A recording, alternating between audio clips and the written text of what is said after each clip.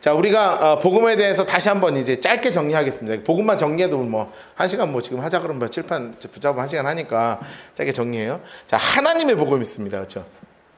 복음은 하나님의 복음이 있어요. 하나님의 복음은 하나님이 직접 이거는 복음이다 라고 성경에 탁 나와 있는 3가지 복음이 있었습니다. 첫 번째는 무슨 복음이냐면 천국 복음입니다. 따라하겠습니다. 천국 복음. 그렇죠. 이 천국 복음이에요. 그래서 천국 복음은 뭐냐면 우리가 예수님이 천국에 살다 오셨잖아요. 그러니까 예수님은 늘 천국에 계시다가 이 땅에 잠깐 33년 계시다가 다시 천국 올라가신 거니까 천국이 너무 좋으신 거예요. 너무너무 좋은 거예요. 그러니 우리가 어디 가기를 바라시냐면 천국에서 만나기를 너무 바라시는 거죠. 하나님의 원래 계획은 늘 천국이에요. 그래서 뭐 이 땅 가운데 천국을 연습하기도 하고 누리기도 하지만 진짜 궁극적인 목표는 뭐냐면 우리가 저 영원한 천국으로 가는 거거든요. 여러분 죽어서 눈 떴는데 천국 가야 될 거 아니에요.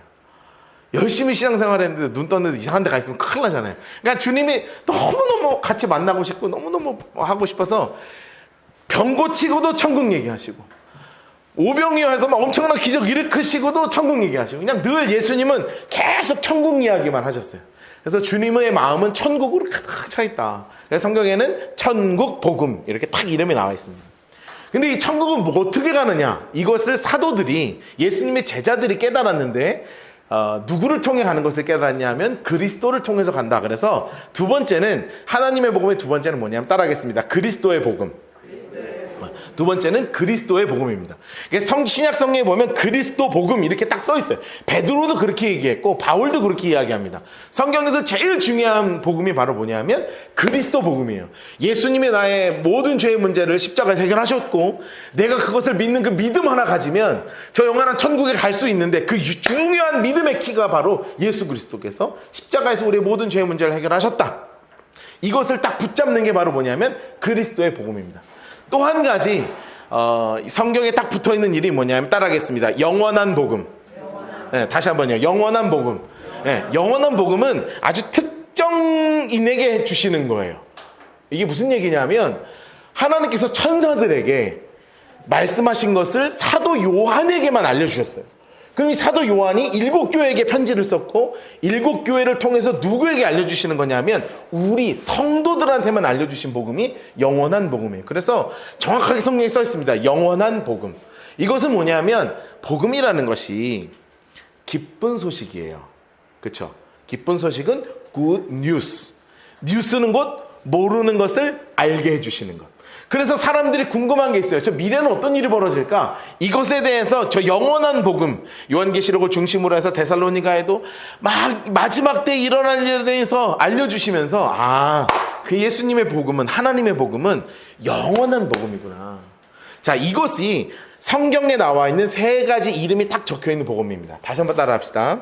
천국 복음, 그리스도 복음, 영원한 복음. 이게 성경의 복음이라고 되어 있는 거예요. 그러면 이 복음을 신학자들이 아주 균형이 아주 중요하기 때문에 균형 맞춰서 만든 4가지의 복음이 있습니다. 그 4가지의 복음의 틀이 뭐냐면 첫 번째는 따라합시다. 거듭남의 복음. 두 번째는 거룩함의 복음.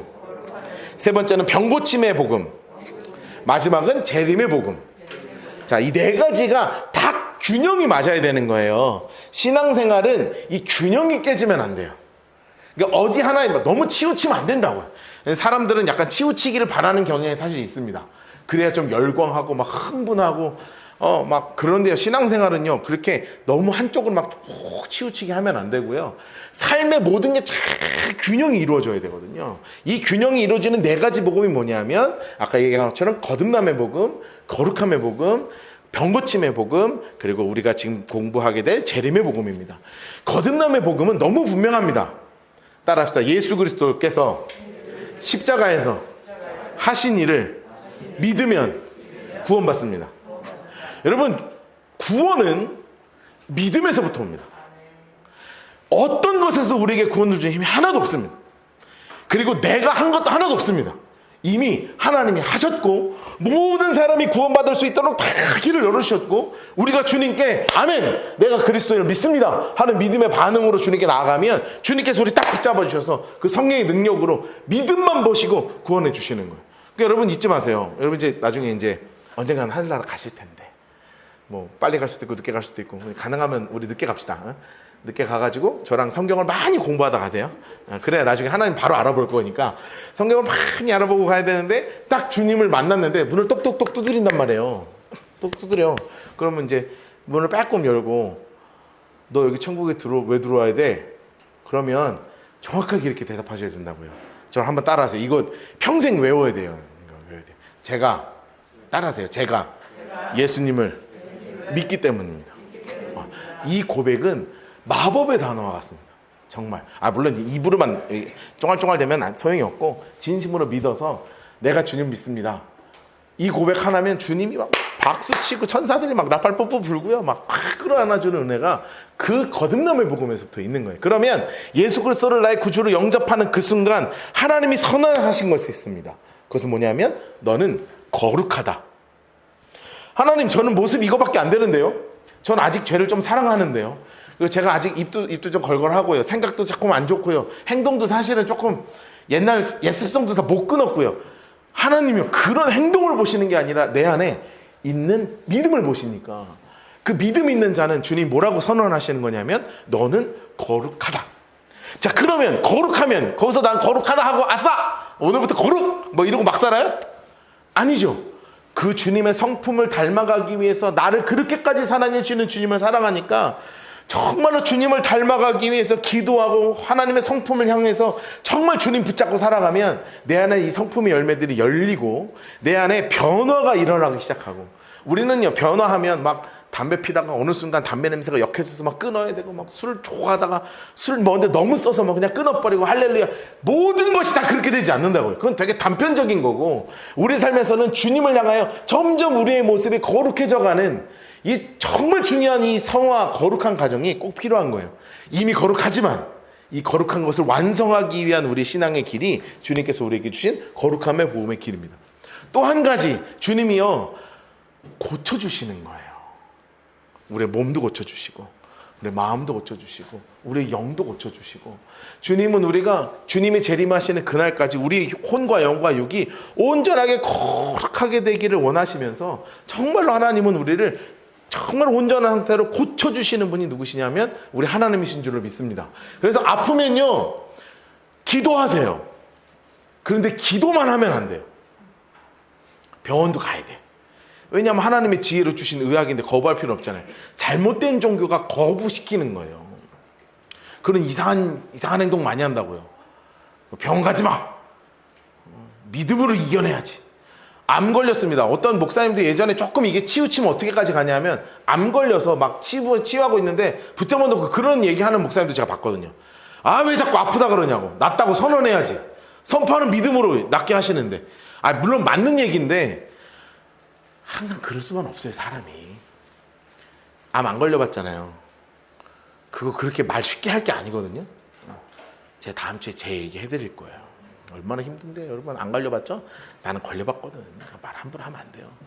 그런데 그렇게 이야기하고 싶은 게 믿음이지만 믿음 있어 보이지만 진짜 믿음 있는 건 뭐냐면 기도하면서 병원에서 치료 다 받는 것도 믿음이에요. 하나님이 약을 나에게 넣어주셔서 나 치료해 주세요. 또 한 가지 온갖 마음의 상처들 영혼의 상처들이 있어요. 얘기 드린 것처럼 가족에 대한 것도 있죠. 부모님 때문에 그런 것도 있죠. 내가 스스로 일을 제대로 하지 못해서 막 실패하는 것도 있죠. 낙심하고 낙담합니다. 그러나 그때도 하나님은 이것을 나를 거침돌로 만들어 주시는 것이 아니라 이 모든 안 좋았던 상황이 디딤돌로 만들어 주셔서 내가 주님을 더 닮아갈 수 있는 길로 하나님이 하나하나 올려주시는 그 귀한 것으로 바꿔주시는 은혜가 바로 하나님의 은혜인 줄로 믿습니다. 이것이 다 우리 가운데 믿음으로 자리 잡아야 돼요. 여러분 이것이 여러분의 삶 10년 가운데 온전한 믿음으로 자리 잡게 되기를 주님의 이름으로 축복합니다. 그리고 나면 궁극적인 믿음이 뭐냐 하면 주님 다시 오신다는 거예요. 이게 진짜 궁극적인 믿음이에요. 저희 애들이요 가끔 제가 퇴근할 때 되면 전화가 와요. 꼭 뭐 먹고 싶다고 전화가. 그 시간에 전화 오면 100%지 뭐. 100%에 100%. 아빠 하는 목소리만 들어도 저는 압니다.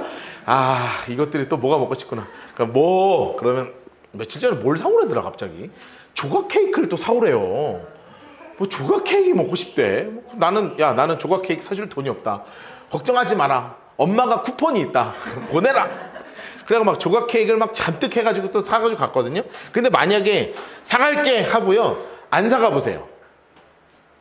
사갈게. 아빠가 깜빡했어. 바빠서 안 샀어. 여러분, 그러면요, 이 약속이 깨지면 뭐가 깨지냐면 믿음과 신뢰가 깨지거든요.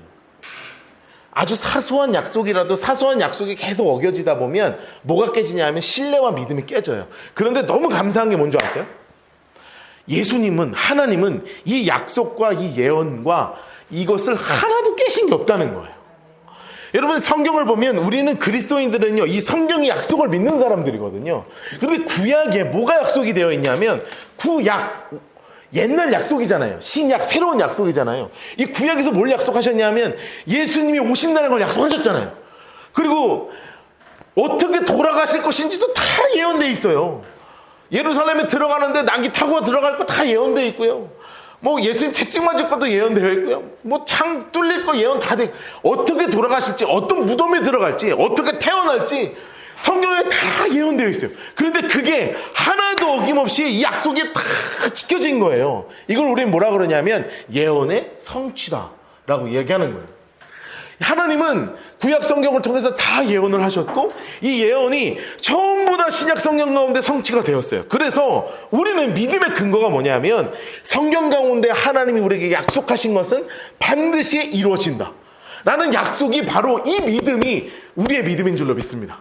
그러면 구약에서 성취된 것처럼 신약에서 예언되어 있는 그 모든 것들은 다 반드시 약속이 이루어질 거잖아요. 예수님이 우리에게 이렇게 직접 약속하셨거든요. 요한복음 14장 2절부터 3절 말씀, 여러분 이제 요한복음 나중에 우리가 공부할 텐데 요한복음 14장부터 16장 17장까지는 아주 중요한 다락방 강화예요. 그러니까 다락방에서 예수님이 아주 선별한 제자들한테만 가르쳐 주신 얘기거든요. 여기에 빠져 있는 사람이 한 명 있어요. 가룟 유다는 나간 상태였어요. 가룟 유다는 나간 상태에서 진짜 사명 붙잡고 살아갈 이 11명한테 예수님이 재림에 대해서도 가르쳐 주시고요. 성령이 어떤 분인지에 대해서 가르쳐 주시고 정말 아주 세밀한 내용들 하나 다 가르쳐 주시거든요. 그 중에 앉아있는 제자들한테 요한복음 14장 2절 3절 말씀 이렇게 약속하고 있어요. 내가 아버지 집에 거할 것이 많도다. 그렇지 않으면 너에게 일렀으리라. 내가 너희를 위하여 거처를 예배하러 간다. 가서 너희를 위하여 다 예배하면 다음에 뭐라 약속하고 계세요? 내가 다시 와서 너희를 내게로 영접하여 나 있는 곳에 너희도 있게 할 것이다. 여러분, 예수님께서 우리에게 정확하게 뭐라 약속하셨냐면 나 갈 거야. 근데 왜 가냐면 너네 집 필요하잖아. 천국에서 너네가 거할 곳을 내가 다 만들고 나면, 그리고 나면 내가 반드시 다시 올 거야. 근데 누가복음 21장에도요, 우리가 오늘 읽었지만 이 누가복음 21장은 마태복음 24장과 마찬가지로 예수님이 마지막 때에 어떤 징조들이 있을 것인가를 설명하시면서 이렇게 정확하게 우리에게 약속하고 계세요. 그때 사람들이 인자가 구름 타고 능력과 큰 영광으로 오는 것을 볼 것이다. 여러분, 너무너무나 멋진 이야기가 써 있잖아요. 모든 사람들이 다 볼 거예요. 그런데 천사들이 이야기한 게 아니라 예수님이 직접 뭐라고 말씀하셨냐면 내가 구름 타고 이 땅 가운데 다시 내려올 거야 라고 우리에게 약속하셨어요. 예수님만 약속하시냔 말이에요. 천사들도 직접 얘기하셨어요. 여러분, 제가 이제 우리 나중에 이제 성지순례 가게 되겠지만 가게 되면 베단이라는 곳에 가요. 베단의 감람산이라고 있어요. 이게 올리브산인데 지금 가면요 올리브 나무는 1도 없어요. 감람나무가 하나도 없는 감람산이거든요. 거기가 다 성지가 돼가지고요, 뭐 각종 종파가 땅을 다 사가고 거기다 자기 땅 이렇게 다 침발라 놨거든요. 거기는 좀 그래요. 그래서 지금 감람산 꼭대기는 누가 갖고 있냐면 그리스 정교회가 갖고 있어요. 그래서 거기 가면 그리스 정교회 교회가 있거든요. 야, 그런데 진짜로 여기가 감람산 맞아? 하는 것처럼 건물만 딱 딸랑 있어요. 근데 거기서 예전에는 그게 이제 언덕이었거든요. 사람들이 수백 명이 보는데 예수님이 쫙 올라가시는 거예요. 여러분 생각해 보세요. 내 눈앞에 사람이 갑자기 공중으로 떠봐요. 얼마나 신기해. 나는 눈이 막 땡그레지거든요. 입이 막 쭉 벌어지고요. 막 잡고 싶고 막 나도 자꾸 타고 올라가고 싶고 막 그럴 거 아니에요. 그러니 막 사람들이 입을 쭉 벌리고 있으니까 거기 주변에 누가 있었냐면 두 사람이 있었는데 천사가 그 사람들 가운데 있었거든요. 그러니까 사람들이 하도 입 벌리고 있으니까 저희 혹시 그런 거 안 해보셨어요? 어릴 때 약간 이렇게 멍하면 입 벌리고 멍하잖아요. 그러면 저희 아버지가 항상 제 입을 이렇게 톡 치셨거든요. 입 다물어. 그러니까 천사들이 이렇게 멍하고 예수님 올라가시는 거 보니까 입 다물어 하면서 하신 말씀이 사도행전 1장 11절 말씀이에요. 같이 한번 읽어볼까요? 시작. 이르되 갈릴리 사람들아 어찌하여 서서 하늘을 쳐다보느냐. 너희 가운데에서 하늘로 올려지신 이 예수는 하늘로 올라가심을 본 그대로 오시리라 하였느니라. 아멘. 그러면 너무 궁금하죠? 맑은 날 오실까? 흐린 날 오실까? 맑은 날 구름 타고 오실까? 흐린 날 구름과 같이 오실까? 모르겠으나 그러나 어떤 상황이든 상관할 것 없이 주님은 구름 타고 올라가신 모습 그대로 이 땅 가운데 구름 타고 이 자리대로 그대로 내려오실 줄로 믿습니다. 그런데 이것이 천사들을 통해서만 하신 말씀이 아니라 신약 성경은요, 우리가 사실 눈을 좀 감고 있어서 그렇죠. 신약 성경을 읽으면 거짓 모든 성경에 재림에 대한 기대와 소망이 엄청나게 가득해요. 신약 성경을 제일 많이 쓴 사람이 바울이고요. 그리고 베드로도 한 편 쓰셨고, 그리고 요한도 쓰셨거든요. 근데 이분들의 책에 다 재림에 대한 소식들이 하나씩 다 들어가 있어요. 특히 사도 바울이 쓴 그 데살로니가 전서를 보면 거기에 어떻게 재림하신다고 써 있냐면 공중 재림으로 오신다 이렇게 되어 있다고요.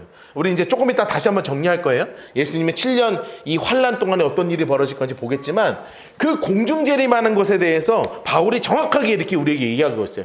데살로니가전서 4장 16절입니다. 주께서 호령과 천사장의 소리와 하나님의 나팔 소리로 친히 하늘로부터 강림하시리니 주 그리스도 안에서 죽은 자들이 먼저 일어난다. 그래서요, 하늘로부터 강림하시는 그 공중 재림의 역사하심이 반드시 있다는 거예요. 그런데 그것뿐만이 아니라 베드로와 요한은 이 땅 가운데로 내려오신대요. 그게 바로 지상재림의 순간입니다. 베드로서 3장 10절입니다. 그러나 주의 날이 도둑같이 오리니 그날에는 하늘의 큰 소리로 떠나가고 물질이 뜨거운 불에 풀어지고. 여러분, 이게 뭐냐면 엄청난 환란이 있다는 뜻이거든요. 7년 대환란이에요. 그리고 나면 그 다음에 뭐라고 써 있어요? 땅과 그 중에 있는 모든 일이 드러나리로다. 그래서 반드시 환란이 끝나고 나면 공중 재림하셨던 그 주님이 이 땅 가운데로 지상 재림하시는 사건이 일어날 거예요. 요 자세한 것은 이제 공부 다 할 겁니다. 자, 요한이 받은 지상 재림의 계시 또한 있어요. 볼지어다 그가 구름 타고 오시리니 각 사람의 눈이 그를 보겠고 그를 찌른 자들도 볼 것이요. 밑에 뭐라고 써 있어요? 땅에 있는 모든 족속이 그로 말미암아 애곡하리라. 그러니 이 성경에는 지상 재림과 함께 이 공중 재림과 함께 지상 재림의 이야기가 쫙 나와 있습니다. 지난주 사실 설교 좀 재밌었죠. 왜냐하면 마지막 때냐 아니냐 하면서 막 그 여러 가지 마태복음 24장을 근거로 해서 여러 가지 현상들에, 그러니까 이런 일들이 일어날 것에 대해서 제가 정리를 좀 했었잖아요. 그래서 우리가 너무 분명하게 공부했던 게 뭐였냐면 미혹의 영이 반드시 있을 것이고, 난리와 난리의 소문, 거짓 뉴스들도 엄청나게 생길 것이고, 게다가 전쟁의 피해가 무지하게 생길 것이며 자연재해와 기근이 있을 것이다. 여러분, 있을 거예요. 더 더워질 거라고요. 포항이 생각만 해도 막 숨이 막히지만 더 더워질 거라고요. 해수면 온도가 더 올라갈 거라고요. 여러분, 이거는 올라갔네가 아니에요. 여러분, 앞으로 뉴스를 볼 때 올라갔구나, 전쟁이 났구나, 이게 아니에요. 그리스도인의 시각은 완전 바뀌는 거예요. 우크라이나랑 러시아랑 전쟁이 났구나, 드디어. 도대체 얘네 왜 난 거야? 이게 아니라 당연히 날 게 써 있는 거예요. 100년 만에 기상이변이 났구나. 왜 올해는, 작년에는 불이 왜 이렇게 난 거야? 우리 산불 무지하게 났잖아요. 이거 뭐 기상 이래 이렇게 산불이 날 수 없다고 했던 산불이 났잖아요. 나는 거예요, 그게. 게다가 전염병이 있다고 그랬어요. 전염병이 있었잖아요. 지금까지 없었던 적 있어요? 지금 다 마스크 쓰고 있잖아요. 이게 상상이나 했습니까? 예배 시간에 어디 불경하게 마스크를 쓰고 말이야. 썼던 마스크도 벗고, 썼던 모자 다 벗고. 여러분, 옛날 생각해보세요. 자꾸 라떼 얘기해서 죄송합니다. 우리 젊은 친구도 있지만, 라떼는요, 모자 쓰고 있으면요, 선생님이 뒤로 와서 뒤통수를 한 대 치고 모자를 집어 던졌어요. 불경한 게 하나님 앞에 와서 모자 쓰고 앉았다고. 지금은 안 감는 게 불경한 거니까 모자를 쓰고 이제 와야 되시면. 근데 옛날에 그랬다고, 옛날에. 그런데 이게 쓰잖아요. 왜냐하면 전염병 때문에 그래요. 근데 지금 코로나 끝나면 끝날 것 같아요? 또 와요. 아니 뉴스 보시면 나와요. 지금 또 뭐 있대요. 막 며칠 전에는 유럽 쪽에서 무슨 원숭이 뭐가 퍼진대요. 막 원숭이 두창? 막 그 사진만 봐도 징그러. 그게요 막 퍼진다는 거예요. 지금 이유를 알 수 없이 퍼진대요. 여러분 그거를 보면 제가 또 무슨 생각인 줄 아세요? 주님 또 오실 때가 막 커지고 있구나. 대박. 와, 좀 오시면 빨리 오면 좋겠다. 뭐 이런 생각 한다고요. 박해도 심해진대요. 예수 이름만 가지고도 우리가 어마어마한 박해를 받는다는 거예요. 게다가 얼마나 불법도 씻고요. 복음 전파도 얼마나 심한, 이제 막 뻗어 나갈 거라고요. 유튜브 통해서 복음이 얼마나 빨라져요, 지금. 이거 뭐 유튜브 없었어 봐요. 여기 왔나. 막 새롭게 하셔서 보고 막 오고 뭐 물러고도 오고 하지만 하여튼 놀랍잖아요. 이게 말도 안 되는 일들이 유튜브를 통해서 이루어지고 있단 말이에요. 왜 그러냐면 그렇게 될 거예요. 나중에 우리가 조금 더 자세히가 보겠지만 반드시 짐승의 표에 대한 이야기도 나올 거란 말이에요. 그것이 무엇이든지 중요하지 않아요. 저는 그것이 이제 어떤 목사님들은 되게 특정해서 이야기합니다. 옛날에는 바코드 얘기했고요.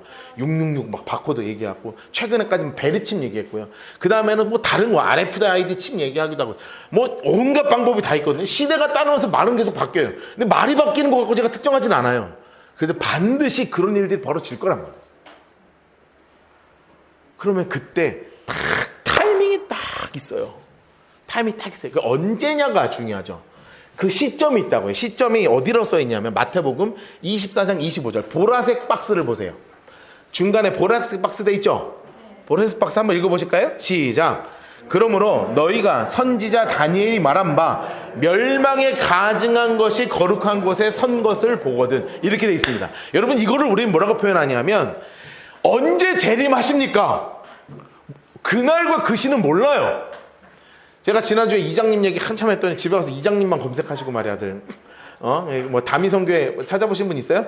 막 궁금하고 옛날 일 막 그런 거 있다고요. 얼마나 궁금해. 몇 날 몇 월 며칠씩 하니까 사람들이 막 흥분한단 말이에요. 제가 요새 예언하면 얼마나 좋아요. 그리고 막 사람들 끌어모으기 시작하면 막 부흥하고 얼마나 좋아. 근데 다 거짓이란 말이에요. 몇 날 몇 월 며칠 몇 시 다 거짓부렁이에요. 주님이 모른다 그랬어요. 그러나 주님이 안다고 하신 게 뭔지 아세요? 임신한 여자가 출산한 날을 안다고 말씀하셨다. 지금이야 날짜가 나오죠. 원래 날짜 나오는 거 아니에요. 언제 임신했는지도 지금이야 계산을 하죠. 이제 나중에 이제 아시게 돼 있지만 요즘 이렇게 보면 허벅지 길이 재고 뭐 머리 둘레 재면 며칠 됐네요 이렇게 나와요. 머리 둘레 재면서 얘는 뱃속에서 며칠 됐네요. 그래서 언제 생겼네요. 언제 생겼으니까 언제 나오겠네요. 그래서 예정일이 나오거든요. 이거 예정일 나온 거 얼마 안 됐어요. 집사님들 처음 들으세요? 아시죠? 예정일이라는 걸 특정해 준 게 불과 인류 역사상 몇 년 안 됐다고요. 그 전엔 몰랐어요. 그 말이 뭐냐 하면 배가 부르는 건 보여. 근데 정확한 때와 시는 모르는 거예요. 주님도 모르세요. 오직 누구만 아시냐면 하늘에 계신 우리 하나님만 아시는 줄로 믿습니다. 그러면 그 때가 되면 그런데 그 정확한 쯤이 어디냐는 거예요. 그게 바로 뭐냐면 정확한 적그리스도의 출현을 이야기하는 거예요. 그게 지금 우리가 이야기한 멸망한 가증한 것이 거룩한 곳에 선 것을 보거든. 이것을 제가 나중에 우리 계시록을 공부하면서 조금 더 자세하게 공부하겠습니다. 그런데 세계를 전체적으로 평화를 이끈다고 하는 적그리스도가 반드시 출현합니다. 출현해요. 여러분 참 재밌는 건 이것을 아는지 이단의 이름 중에 그런 이름이 있어요. 통일교라고 들어보셨죠? 예전에 문선명이요.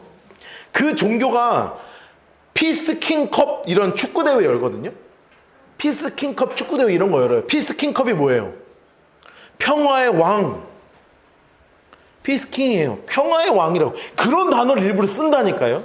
적그리스도의 출현이 가장 중요한 건 지금은 우리가 아니에요. 그런데 어느 순간 그런 사람이 나타납니다. 어떤 사람이 나타나냐면 인류 모두가 세계의 이 모든 문제를, 이 극심해지는 문제를 해결할 것으로 보이는 세계 평화의 왕처럼 보이는 사람이 등장한다고요. 그게 바로 성경에서 이야기하는 적그리스도인 거예요. 적그리스도인 거예요.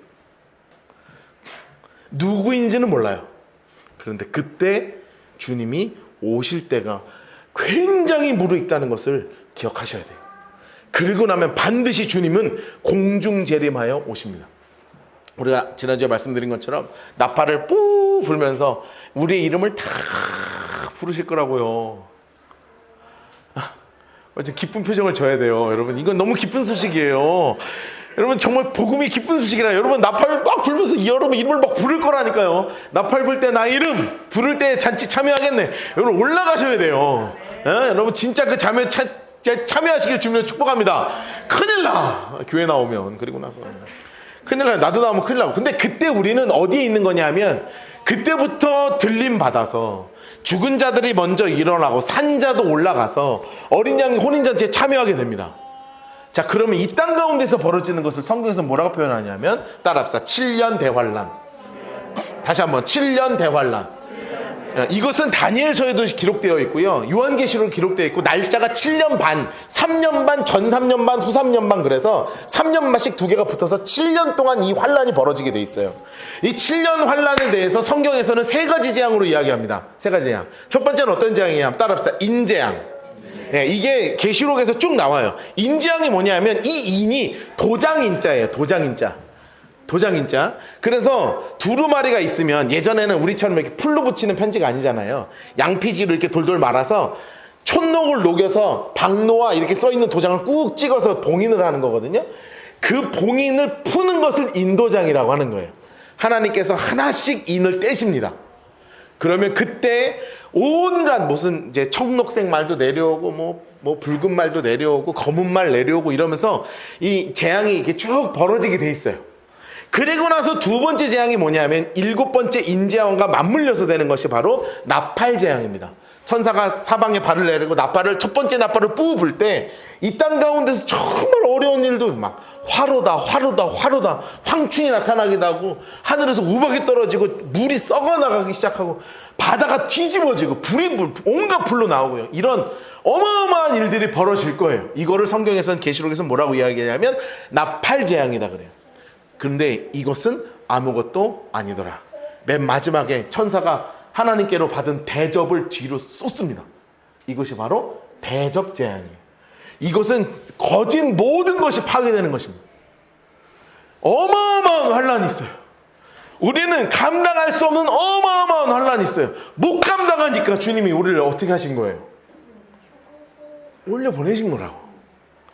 여러분, 이 7년 대환란은 나중에 진짜 자세히 공부할 거예요. 이 환란은요, 우리 거 아니에요. 안 믿는 사람 거야. 안 믿는 사람 거야. 그러니 우리에게는 복음이에요. 기쁜 소식. 우리는 어린 양의 혼인잔치에 참여해서 주님과 막 행복하게 있을 때, 이 땅 가운데는 어마어마한 환란 가운데 있으면서, 여기서 이야기되는 게 바로 뭐냐면, 바로 짐승의 표를 받게 되는 거라. 표를 받지 않으면 매매가 불가능하고, 아무것도 할 수 없는, 인간적으로 할 수 있는 게 하나도 없는 시계가 반드시 온단 말이에요. 반드시 와요. 그런데 놀라운 건, 자꾸 세상이 그것을 익숙하게 만들고 있어요. 여러분, 이것을 잘 기억하셔야 돼요. 자꾸 익숙하게 만들고 있어요. 자꾸 작게 만들고 있고요. 자꾸 몸 안으로 들어오게 만들고 있어요. 그게 뭔지는 몰라요. 근데 점점 그렇게 돼가고 있다는 거예요. 그러면 우리는 그런 상황들, 막 과학 뉴스들 보면 어마어마해요. 붙이는 컴퓨터부터 시작해서 많이 나오거든요. 배터리 문제가 심각한데 배터리도 많이 해결됐어요. 이제 점점 그렇게 될 거예요. 내 모든 정보들을 다 넣게 되고요. 그렇게 된다니까요. 이건 여러분이 아닐 거야 라고 할 건 하나도 없어요. 이미 구글과 애플은 여러분이 내일 뭘 할지 다 알고 있어요. 알고 있어요. 어떻게 해요? 왜 몰라요? 이런 시대에 살아가고 있어요. 죄송한데. 그러면 이것이 뭐 제가 음모론을 이야기하자는 게 아니에요. 주님이 오실 때 반드시 이런 일이 벌어진다는 거예요. 억압과 통제가 있어야 하기 때문에 짐승의 표를 받게 하기 위해서는 이것에 익숙해지게 만들고 있는 세상에 우리가 살아가고 있어요. 그러면 이것을 알면 깨닫고 기다려야죠. 두려워하는 게 아니에요. 그러면 그럴수록 더 깨어서 주님 오실 때가 다 되는구나. 반드시 나한테 뭐를 심으라고 하면 전직 바짝 차리고 안 심어야지. 내가 무슨 수를 써서 말씀 그대로 살아야지. 여러분, 이 다짐 가지고요, 어떤 환난과 고난 가운데서 이길 수 있는 믿음의 능력으로 살아가게 되기를 주님으로 축복합니다. 그러면 7년 대환란이 있어요. 이것을 지키시기 위해서 14만 4천 명 나오고 두 증인 얘기 나오거든요. 그거는 이제 쫙 풀면서 이제 공부를 해야 돼요. 너무너무 재밌을 겁니다. 언제 하나? 제 마음은 우리 출석 50명 되면 제가 시작할 거거든요. 그때까지는 꽁꽁 숨겨두고 있을 거야. 그럼 하나 만들어 주실래나? 할렐루야. 자, 그러면 7년이 끝나잖아요. 그러면 그때 공중 재림하셨던 그 주님이 이 땅 가운데로 지상 재림으로 내려오십니다. 지상 재림으로 내려오세요. 그때 어떻게 내려오시냐? 여러분, 예수님이 초림하실 때, 그러니까 아기 예수님으로 내려오실 때 예수님의 이름이 두 개로 붙여졌어요. 첫 번째는 예수님의 이름이 뭐였냐면 예수예요. 예수와 여호와, 여호수아, 이거 예수. 두 번째 이름이 있어요. 뭐냐면 임마누엘이에요. 임마누엘. 하나님이 너희와 함께 하신다. 예수와 임마누엘이라는 이름 붙여주셨는데, 지상 재림하실 때 하나님이 또 두 가지의 이름을 붙여주세요. 그 성경에 나와 있는 예수님의 이름입니다. 계시록 19장 11절 말씀이에요. 같이 한번 읽어볼까요? 시작.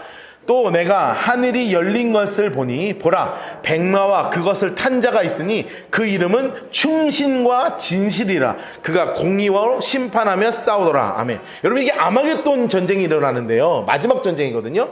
지상재림하실 때 일어나는 일이에요.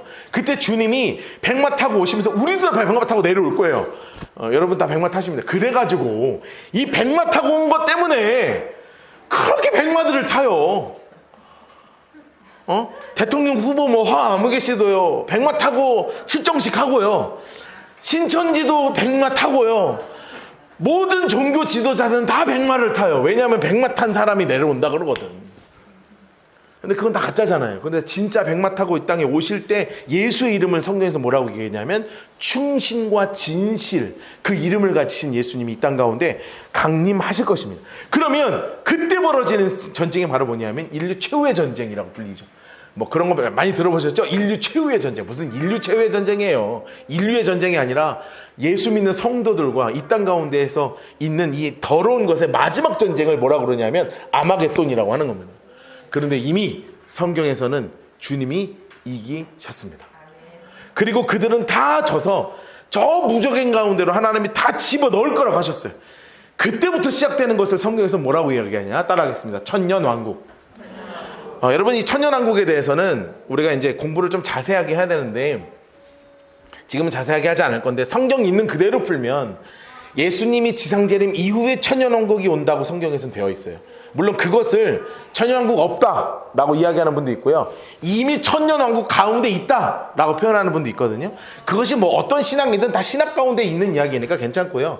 근데 성경 있는 그대로 우리가 읽는다면 지상재림하시고 아마겟돈 이후에 그 모든 더러운 악한 자들을 다 무적예고로 집어넣으신 다음에 주님이 왕 되시고 우리도 그의 백성이 되어서 정말 영원한 이 아름다운 땅 가운데에서 주님과 함께 주인 노릇하는 그 시간이 어떤 시간을 성경에서 이야기하냐면 바로 천년 왕국이라고 표현하고 있는 거예요. 같이 한번 읽어보겠습니다. 계시록 20장 6절입니다. 이 첫째 부활에 참여하는 자들은 복이 있고 거룩하도다. 둘째 사망이 그들을 다스리는 권세가 없고 도리어 그들이 하나님과 그리스도의 제사장이 되어 천년 동안 그리스도와 더불어 왕노릇하리라. 아멘. 여러분, 이것이 우리가 누리게 될 왕국인 줄로 믿습니다. 자세하게는 안 나와요. 그러나 반드시 전쟁에서 승리하신 주님이 왕 되시고 우리 또한 왕 노릇하는 정말 멋진 왕국이 이 땅 가운데서 벌어진다는 거예요. 그리고 나면 천년이 끝나잖아요. 그때 다시 한번 무적행에서 사탄이 치고 올라와요. 네, 하나님이 이제 밟아. 천년 왕국에 있었는데 우리도 조금 미혹돼요. 미혹되는 사람도 생깁니다. 네, 하나님 확 밟으셔요. 그리고 나서 모든 사람을 다 불러놓고 하시는 심판이 있는데 성경에 나와 있는 것이 바로 흰 보좌 심판입니다.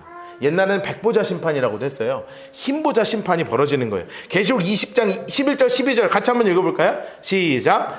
또 내가 크고 흰 보좌와 그 위에 앉으신 이를 보니 땅과 하늘이 그 앞에 피하여 간데 없더라. 또 내가 보니 죽은 자들이 큰 자나 작은 자나 보좌 앞에 서 있는데 책들이 펴 있고 또 다른 책이 펴졌으니 곧 생명책이라. 죽은 자들이 따라 책들에 기록된 대로 심판을 받으니. 아멘. 흰 보좌에 우리 하나님이 다 앉아 계신다고. 그럼 부를 거 아니에요. 박노아. 그런데 너무 놀라운 건 뭔지 아세요? 생명책엔 이름이 있지만 행위가 적혀 있는 데는 박노아에 적혀 있는 게 하나도 없어. 왜요? 그리스도의 보혈로 다 덮으셨거든요. 우리는 기록된 게 없는 사람들입니다. 그런데 생명책에 이름이 기록되어 있는 사람들이 안 믿으면요, 믿음이 없으면요, 행위록에 적혀 있는 게 책으로 한 권이에요. 우리도 책으로 한 권이거든요. 그런데 다 지워주시는 은혜. 왜요? 믿음이 있잖아요. 여러분, 거룩함의 복음이 무엇입니까? 행위를 보지 않으신다는 거예요. 너는 거룩하다. 여러분, 이것이 단순하게 다 따로 떨어져 있는 복음이 아니라 다 연결되어 있는 복음입니다. 여러분은 거룩합니다. 아니요, 목사님, 아니요. 저는 더럽습니다. 아직 부족합니다. 맞아요. 그런데 하나님이 여러분을 보실 땐 여러분의 믿음을 보시기에 여러분은 거룩합니다. 그래서 여러분은 생명책에 이름이 기록되어 있지만 반대 행위가 기록되어 있는 것에는 여러분의 행위는 적혀 있지 않아요. 고맙죠. 그래서 복음이에요. 들으면 기쁜 소식이라고요. 와, 대박. 그래서요, 완전히 갈립니다. 왼편 염소, 오른쪽 양. 왼쪽에 안 믿는 자, 오른쪽에 믿는 자. 하나님이 완전히 가르치는 거예요. 여러분, 그 가운데서요, 라이트하우스 포항 성도들은요, 서로 만나서 행복하게 영원히 주님 주시는 영원한 나라 가운데서 그 영원한 행복을 누리기를 주님의 이름으로 축복합니다. 집사님, 왜 저기가 있어? 못 잔대. 목사님은 뭐야? 이러면 큰일 나요. 직분 상관없어요. 여기에는요, 믿음의 연수도 상관없어요. 큰 자나 작은 자야 상관없는 거예요. 믿음의 연수 30년 40년 모태신앙 다 필요 없어요. 하나님 앞에 이 안에 믿음이 서 있느냐 안 서 있느냐만 중요해요. 만납시다. 우리 언제 헤어질지 모르잖아요. 언제 반드시 헤어지거든. 죽어서 헤어지든 뭐 이사가서 헤어지든 다 헤어질 거 아니에요. 헤어지는데 거기서 만나. 기대되죠. 어떤 모습일지. 가장 완전한 영체로 만나야 되는데 정말 저는 조금 날씬하게 하나님 깎아주시면 감사하겠는데, 하여튼 어머 목사님 어쩜 천국 가더니 어쩜 그렇게 할렐루야 막 이렇게 여러분도 막 원하는 대로 막 하나님 막 어떻게 만드실지 모르겠으나 알아볼 거야. 아니에요. 청년들이나 청소년들 그런 거 궁금해 많이 하거든요. 목사님 천국 가면 알아봐요? 아, 왜 못 알아봐? 못 알아볼 거면 하나님 관계를 안 맺게 하시죠. 성도 안에 제일 중요한 게 교제인데요. 교제 못하게 하시죠. 알을 필요가 없잖아요. 근데 아니에요. 다 알아보게 돼 있어요. 근데 마지막 심판 끝에 같은 줄에 서서 저 영원한 천국의 그 영원함을 함께 누려야 하는 줄로 믿습니다. 그 영원함을 성경에서 뭐라고 이야기하냐? 계시록 21장 5절에 보좌에 앉으신 이가 이르시되 보라 내가 만물을 새롭게 하노라 하시면서 새 예루살렘에서 새 하늘과 새 땅에서 주여 오해하지 마시고 신천지가 아니라 새 하늘과 새 땅에서 하나님께서 정말로 아름답게 우리를 저 영원한 천국에서 저 영원한 나라에서 주님과 함께 우리를 온전하게 만들어 주실 줄로 믿습니다. 그러면 우리가 무엇을 준비해야 됩니까? 데살로니가 성도들이요, 재림의 복음을 듣고 심장이 두근거린 거예요. 내일 오시면 어떡하냐? 모레 오시면 어떡하지? 그래서 야, 내일 오시면 어떻게 모여? 일은 지금 일이 중에 주님 오시는데 모여. 그래가지고요, 너무 모여. 안 돼요.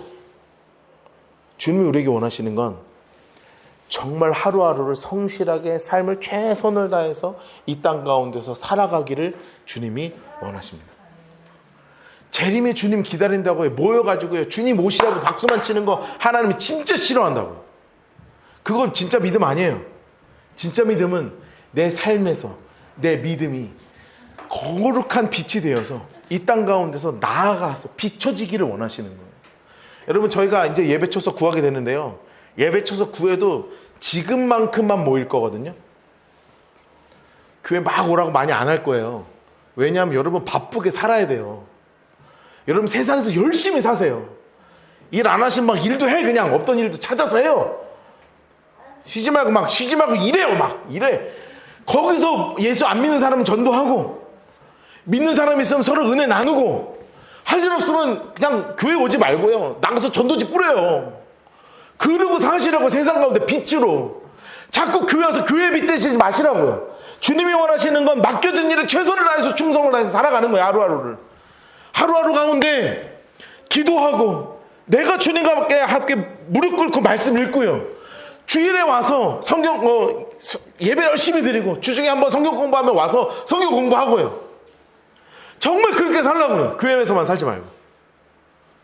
그게 주님이 우리 가운데 원하시는 거예요. 두 번째, 우리가 꼭 해야 되는 게 있어요. 따라하겠습니다. 기름을 준비하라. 기름을 준비하라. 10처녀가 있었어요. 5처녀는 기름 준비하지 않고요. 5처녀는 기름 준비했다고요. 누구만 들어가냔 말이에요. 기름 준비된 자만 들어가는 거예요. 기름이 무엇입니까? 성령의 역사 아니에요. 하나님 내 안에 성령이 충만키를 원한다고 기도하셔야 돼요. 여러분 성령의 충만을 위해서 우리가 붙잡아야 되는 게 2개예요. 놓치지 마세요. 따라합시다. 말씀과 기도입니다. 여러분 제가 라이트하우스 포항을 이렇게 마음속에 품고 기도하면서 교회가 시작됐는데요. 너무 감사한 건 삶에서 말씀과 기도를 붙잡고 있는 성도님들이 많이 다 왔다는 거예요. 다. 교회에 의존하지 않는 분들이 다 왔다는 거예요. 저는 이게 너무 감사해요. 잘못하면요 교회에서만 신앙생활해요. 그런데 하나님이 원하시는 건 여기서 1시간 예배 드리고요, 매일매일 하나님께 기도하고요, 매일매일 말씀 읽고요, 큐티도 하고요. 하나님이 원하시는 건 우리의 삶 속에서의 주님께 예배라고요. 여러분 그렇게 하고 계셔서 너무 감사해요. 안 하시는 몇 분은 빨리 회개하고 돌아가세요. 시간 정해서 기도도 좀 하시고, 말씀 안 읽어도 억지로라도 좀 성경 한 장이라도 읽고, 못 읽겠으면 운전하면서 듣기라도 해요. 요즘 들을 수 있는 거 많아요. 네이버만 쳐도 성경 다 나와. 안 듣는 거지 못 듣는 게 아니에요. 매일의 삶에서 주님과 동행하시라고. 이게 뭐냐면 성령 충만이에요. 이게 기름을 준비하는 거예요. 그러면 주님이 깨닫게 하십니다. 오시는구나. 오시면 나팔 불 때 이름이 불릴 줄로 믿습니다. 마지막 따라하겠습니다. 하나님, 영적인 분별력을 허락하여 주시옵소서. 여러분 이게 너무 중요합니다. 마지막 때에 우리가 붙잡아야 될 게 영적 분별력이에요. 무지하게 많습니다. 잘못된 것들이요. 교회의 틀을 갖고 있지만 잘못된 것도 너무 많아요. 우리는 말씀 붙잡고 예배 붙잡고 기도하면서 전도하고 선교하고 긍휼하면서 마지막 때에 주님 주시는 분별력 가지고 잘못된 것을 분별해가며 주님의 재림을 기다리는 정말 주님이 기뻐하시는 우리 라이트하우스 포항 공동체가 되었으면 좋겠습니다. 그렇게 될 줄로 믿습니다.